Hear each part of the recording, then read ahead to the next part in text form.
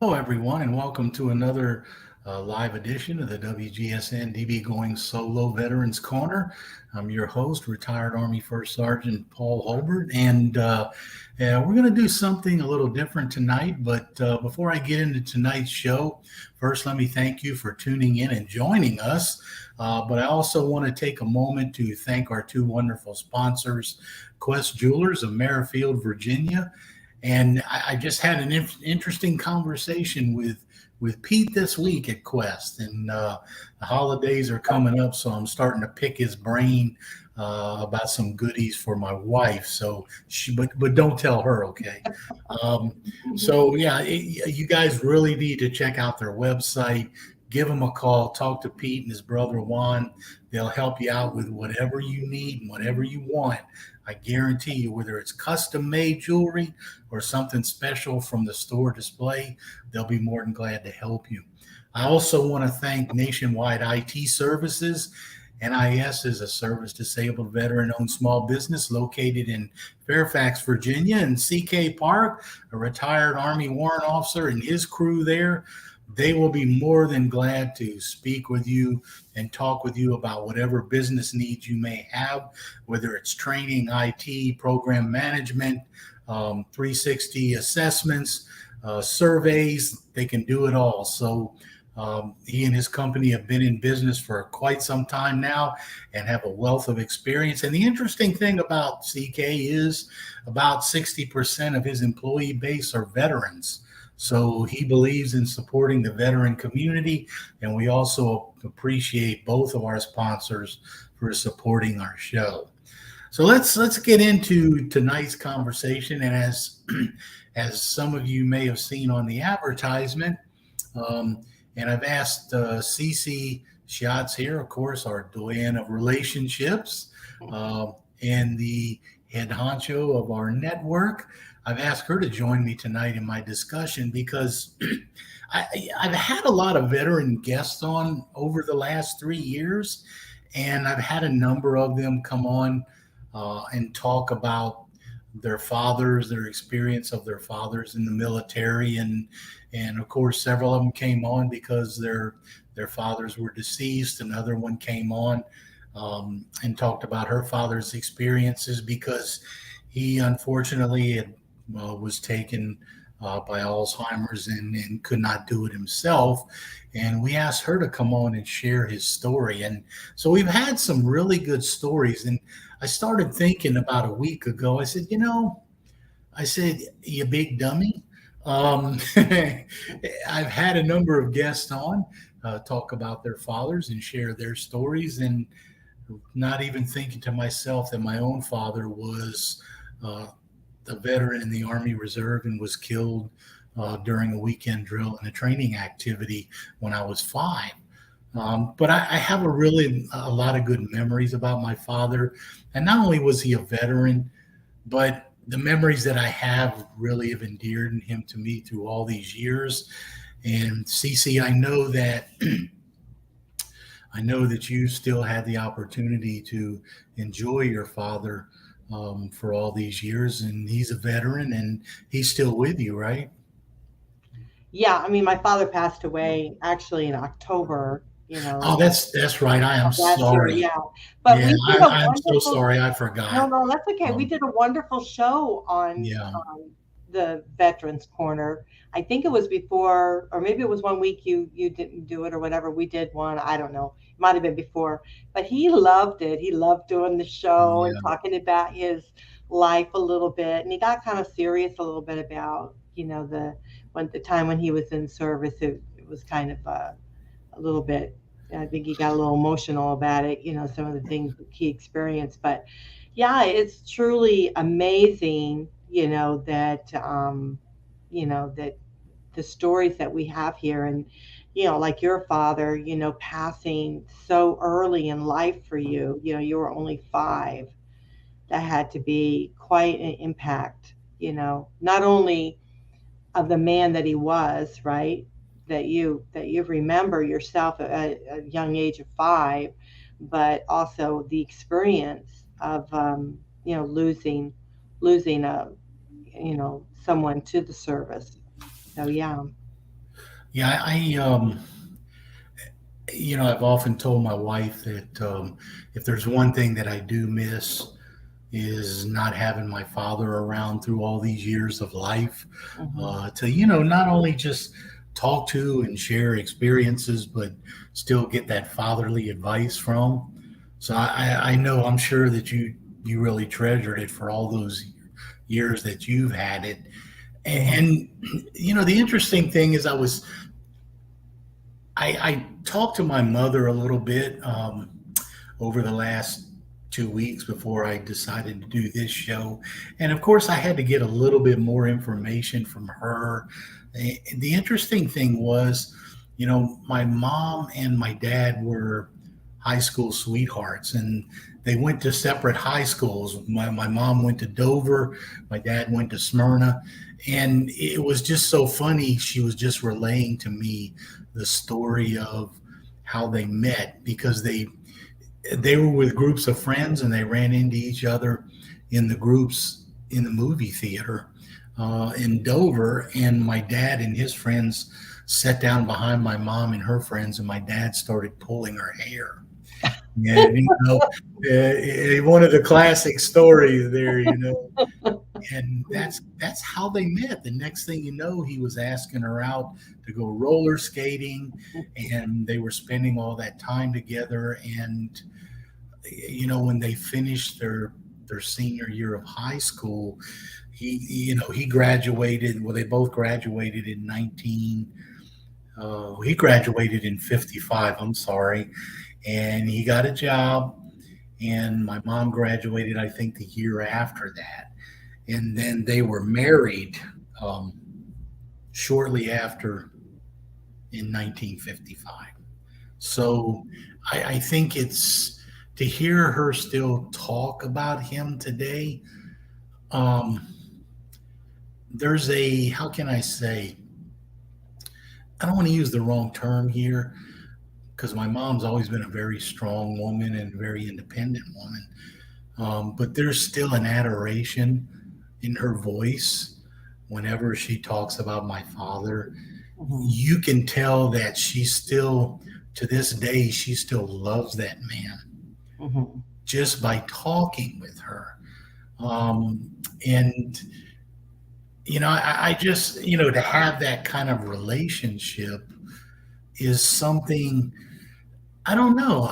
Not saying that they don't happen anymore, but it seems like they used to happen a little more often in days past. And I'm very fortunate that we were able to save the last few pictures of one of them you saw. I used as my dad for the show advertisement. And believe it or not, that was his high school senior picture.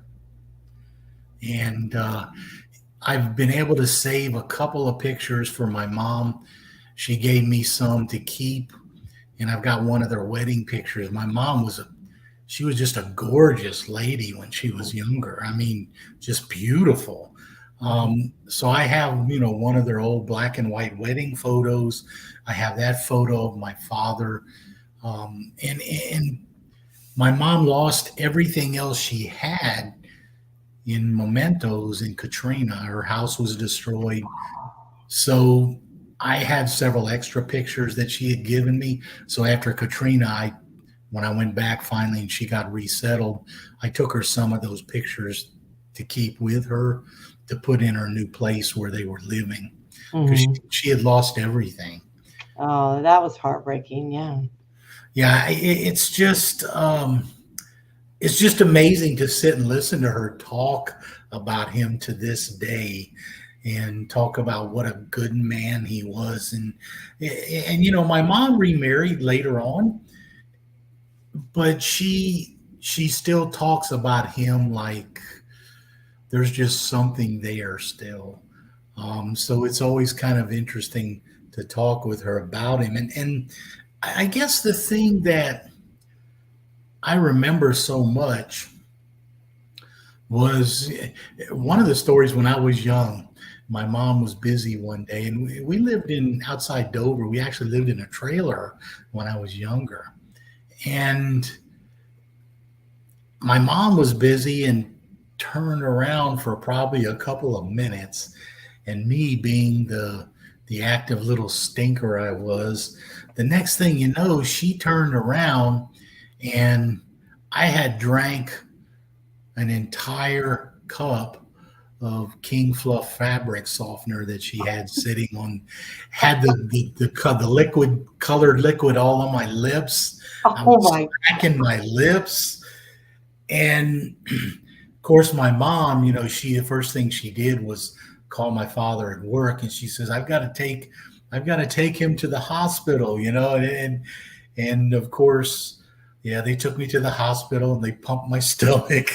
Um, and I still remember, even though I was very young, I still remember after getting back from the hospital later that night, I still remember my father sitting on the couch, kind of across from the chair I was sitting in, and he just, he was just looking at me, like shaking his head, and so I've just got a lot of memories that were very young, of course. Yeah.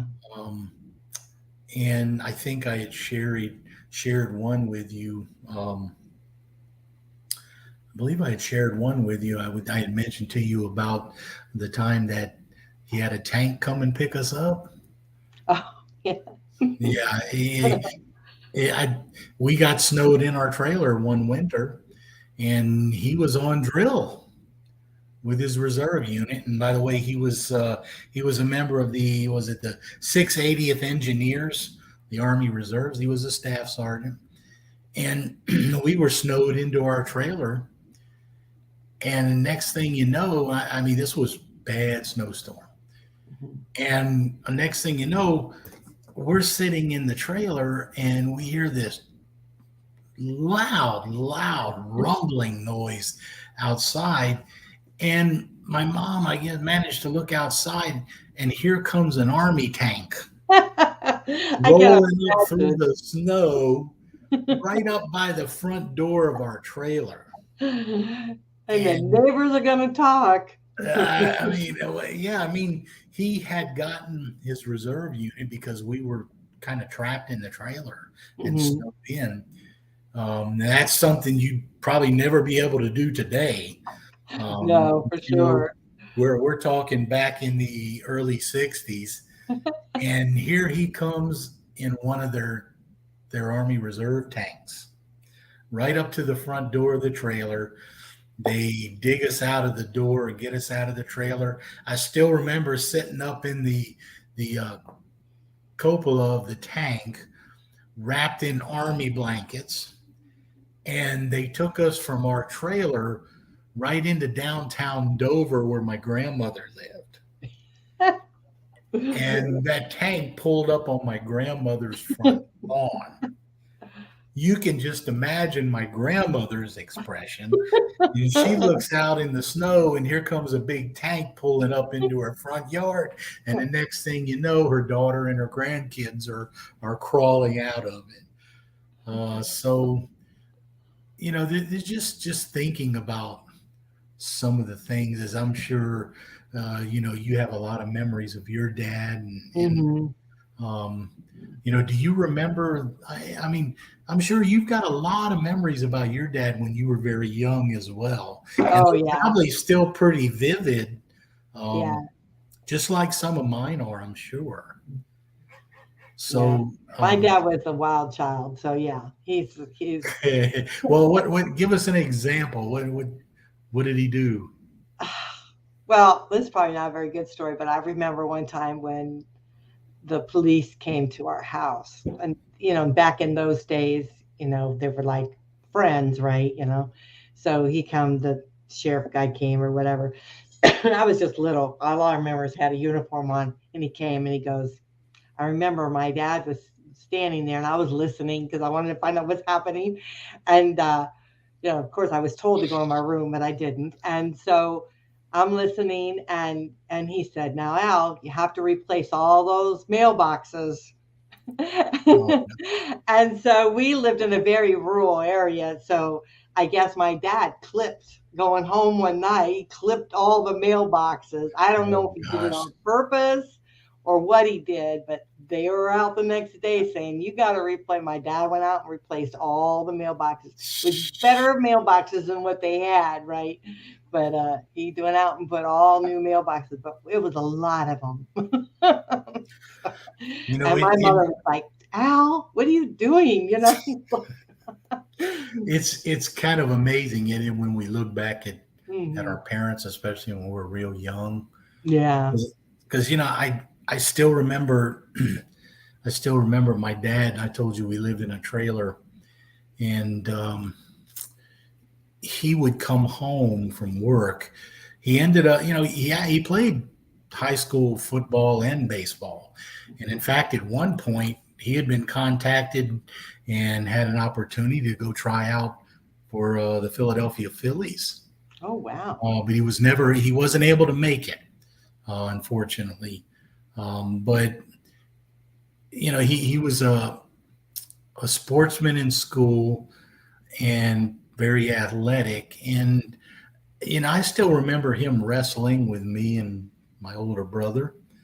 I remember him, we had a lot of, like boys did back then, Army toys. And we had a small bazooka that fired plastic shells and all this kind of stuff, and then a miniature howitzer. So he would get on one end of the hallway in the trailer, and we would get on the other end, and we just sit there and blow each other up down the hallway of the trailer. So there's despite me being only 5 Mhm. when he was killed, I have some good memories, but I do have to say, I still remember the day they came to the house to tell my mom that he was killed, because he was actually in an Army, I think it was a 2.5 ton truck. And they were on a weekend drill, and they were on their way to somewhere. And the driver, there was something mechanically wrong with the truck. The driver lost control, and it just so happened my father was the only one killed that was riding in the truck. So I still remember, I think if I remember right, it was kind of a cloudy day, and I still remember them coming to my grandmother's house where we were, and telling my mom about it, state troopers, and so the odd thing is, I really don't remember crying much, because I was 5. I Mhm. knew my dad was gone, and I still remember this day very vividly, going up to his casket during the funeral. And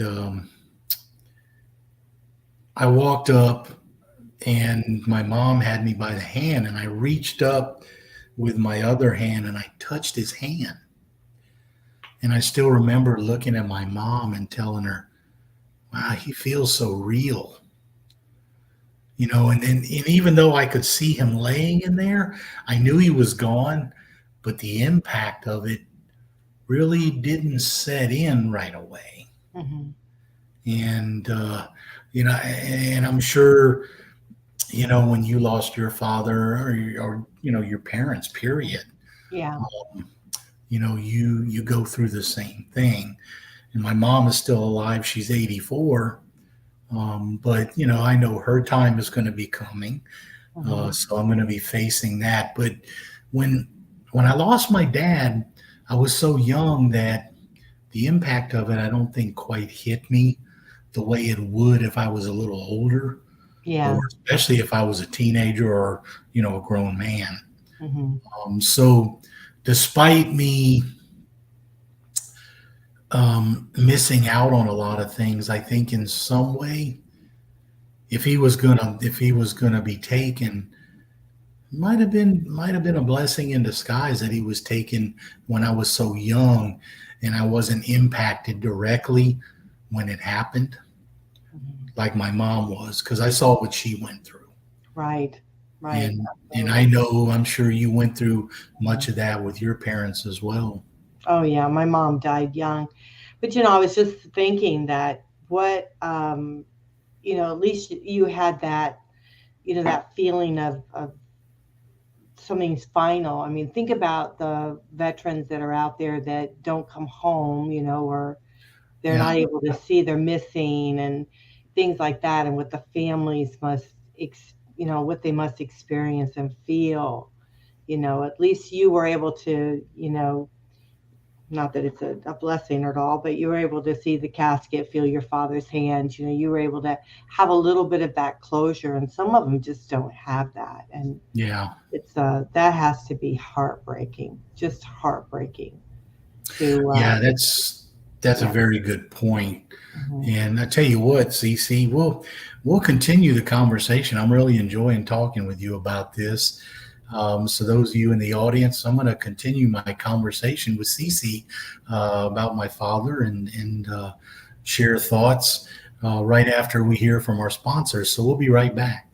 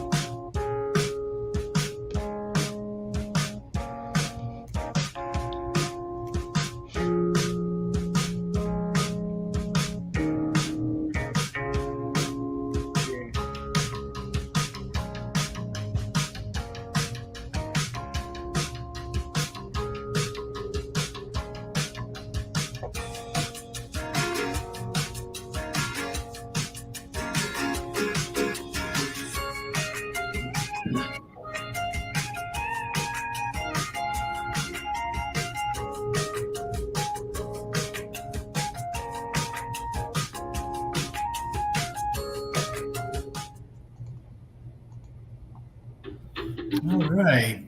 All right. Welcome back, everyone. And Again, you are listening to the WGSN-DB Going Solo Veterans Corner, and I've been in conversation tonight with Cece, and most of you watching the network all know Cece, and she's joined me tonight in my discussion about my own father, Army Staff Sergeant John Fortner, who I lost when I was 5. And Cece, you made a good point right before the break about veterans who never had the opportunity to come home and their families didn't get to say goodbye with them. And I'm just going to share something very briefly because you brought it to mind. I spent time with a young soldier who died away from home in combat zone, and he stepped on a cluster munition, and he died while I was with him. And it just so happened that what made me think was, it just so happened that this young soldier, he had a family back home, and we had just found out about 4 or 5 days before that his wife had just had their second child. And so, there's a perfect example of what you're talking about. For a soldier to have a family, have young children, the children will really never know their father very well. I think his older child, I think, was only about 4 at the time. Oh, young, yeah. And so that's just a perfect example of what you're talking about. And we don't always think about that, but that's a very good point. Mm-hmm. And I have to say, throughout my life, I've often thought that I was very fortunate to have the father that I did, even though he was gone so early. Mm-hmm. Because of the memories that my mom has shared, with me about him, and the way that I can see that she still talks about him. But, and my mom has told me before, she said, you are like your dad in a lot of ways. And I kind of take that as a compliment, I guess you could say. And then, to have my youngest son send me a Father's Day card one day, and it was so touching. I mean, I have to tell you, a grown man, you almost brought to tears when, I get the Father's Day card from one of my boys, and it says, one of the greatest compliments that anybody could ever pay to me is that I'm like my father. And, I kind of feel the same way, even though I wasn't around my dad for that long. Mm-hmm. But I do have to tell you, I'm envious, but not when I say envious, not in a bad way.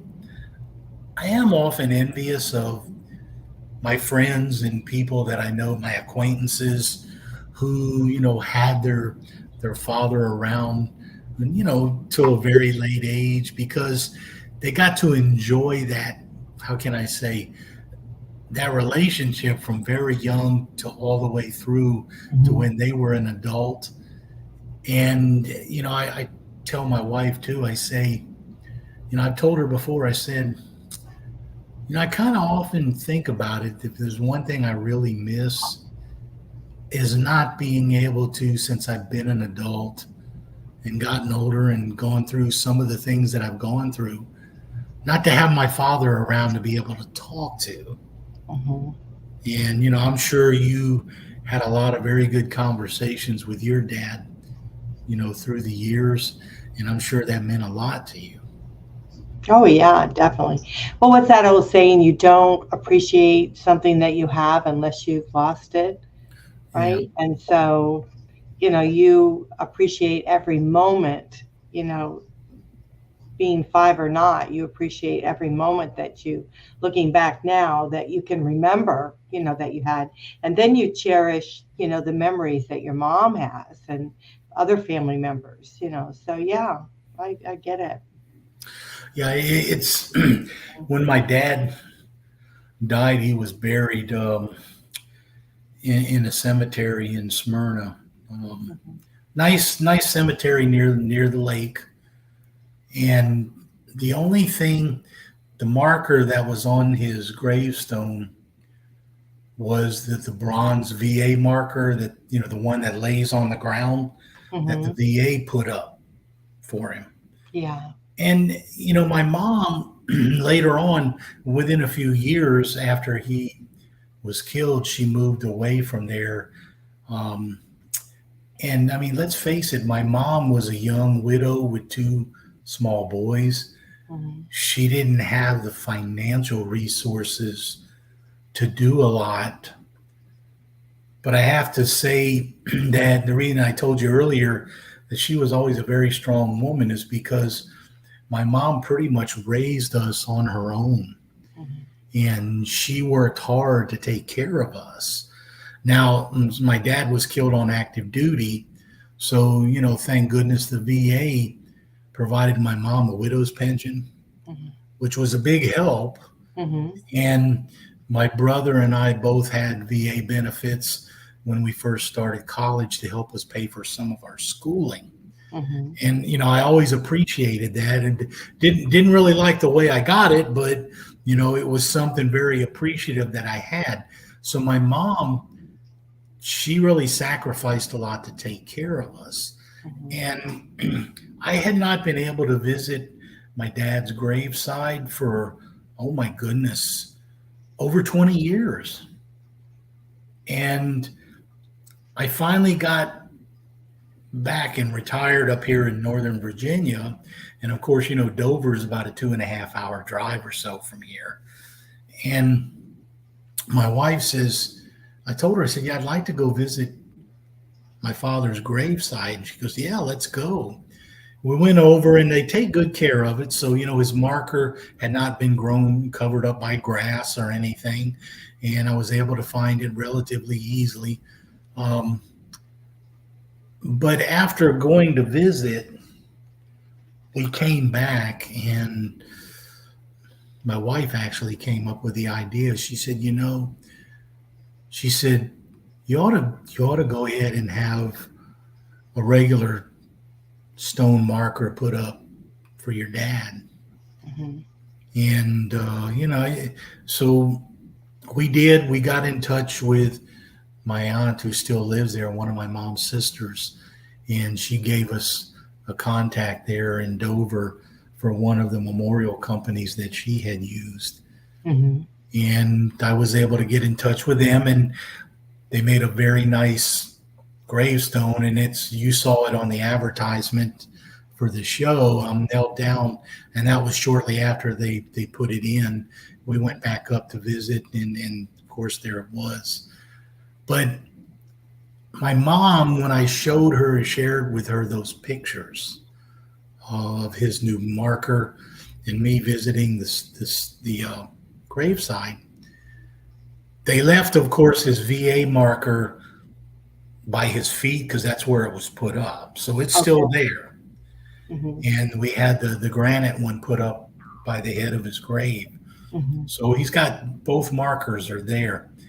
And I remember my mom, she thought, oh, wow, that's really pretty. She said, that's really nice that you could do something like that. And my mom kind of, for a short period of time, she felt bad because she never had the financial resources. And Mhm. of course, all those years after moving away and being gone, she was not up there.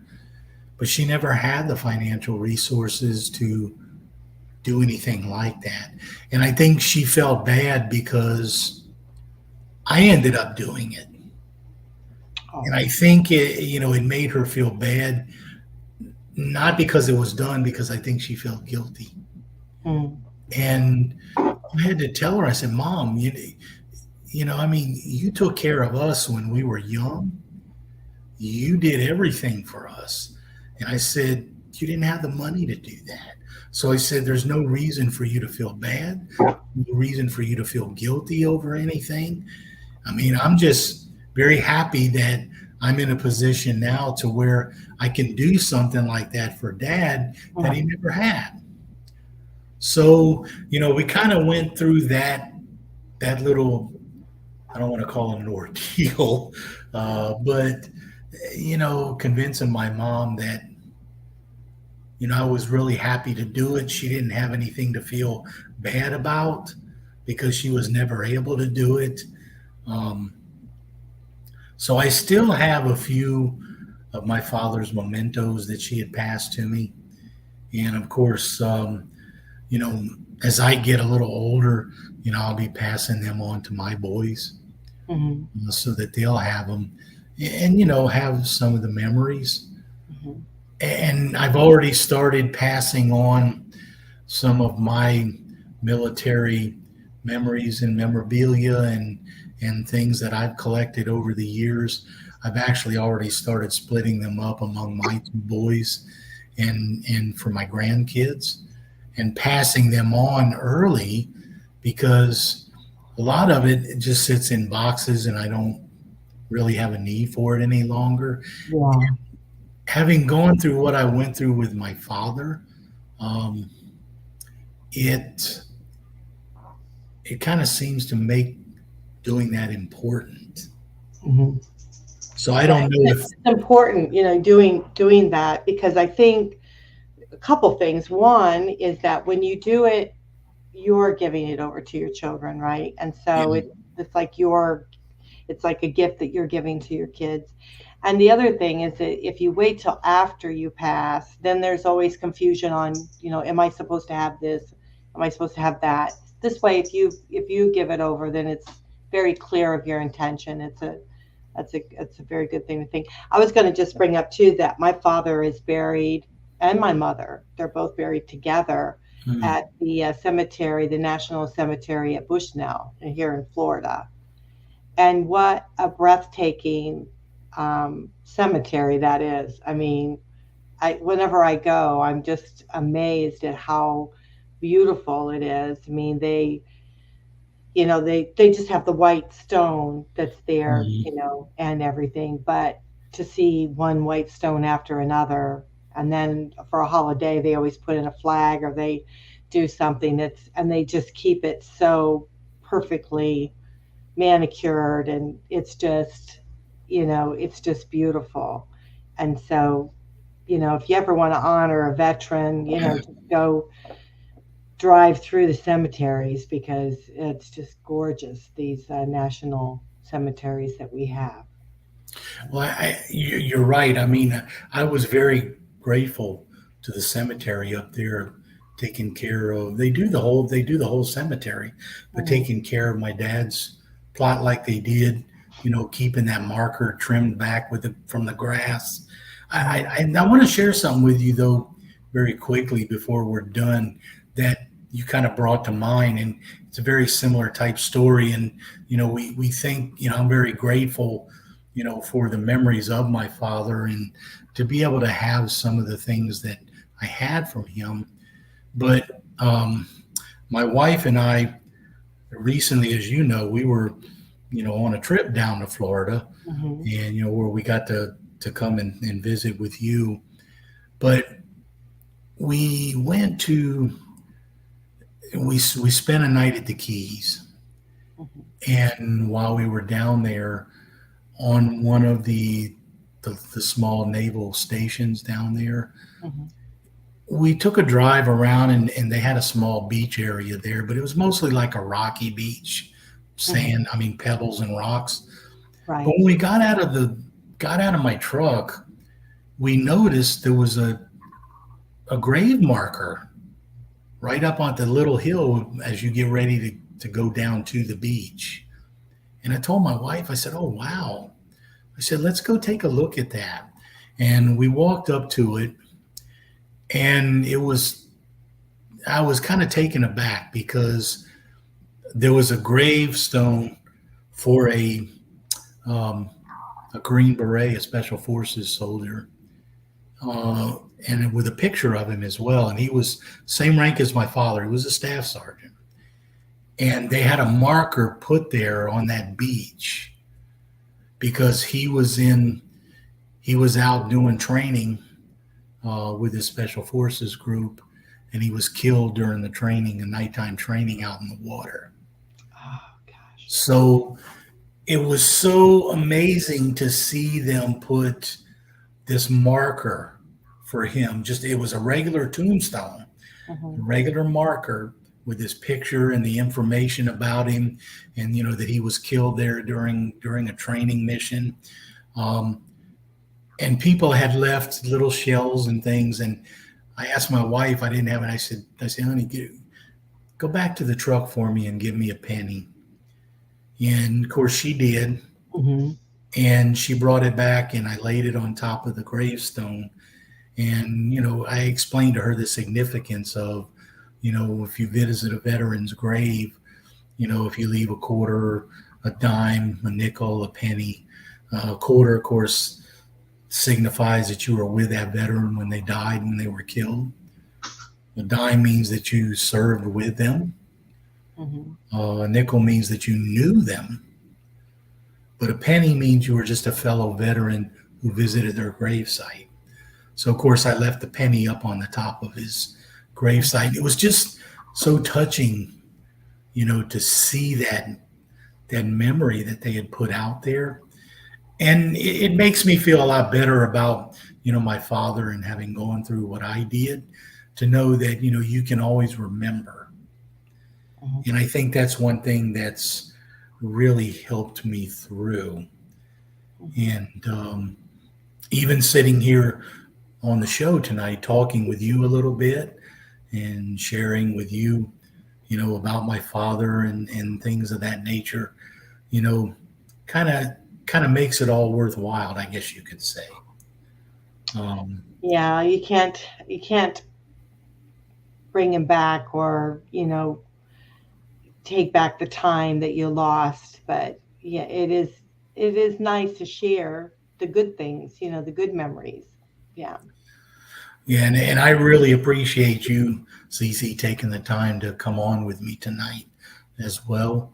I appreciate you sharing. This was a wonderful show. Yeah, and I'm sure I'll probably be hitting you up in the future as we go to join me for some other topics as well. But I want to thank you for taking the time to come on tonight. And for our audience, I do want to share with you a little bit of information. And you can see it there, the Veterans Canteen Service. I thought this was interesting. If you're a veteran or a family member of a veteran, an eligible family member, you can go to the Veteran Canteen Service, and you can find it on the VA website as well. But the Canteen Service has all kinds of information.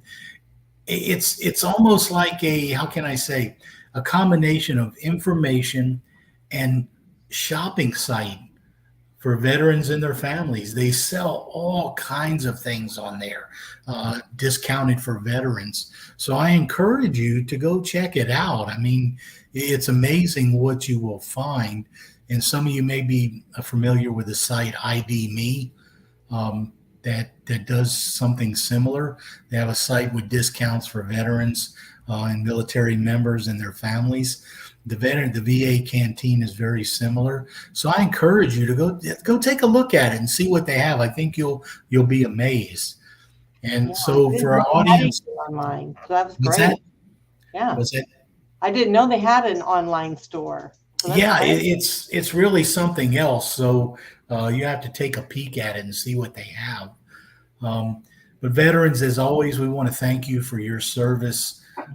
Thank you for all that you do and your families in supporting you. We hope you've enjoyed our show tonight. I want to invite you back again to our next show, and join us on the GoingSoloMedia.com network for the Veterans Corner, and we hope to see you next time.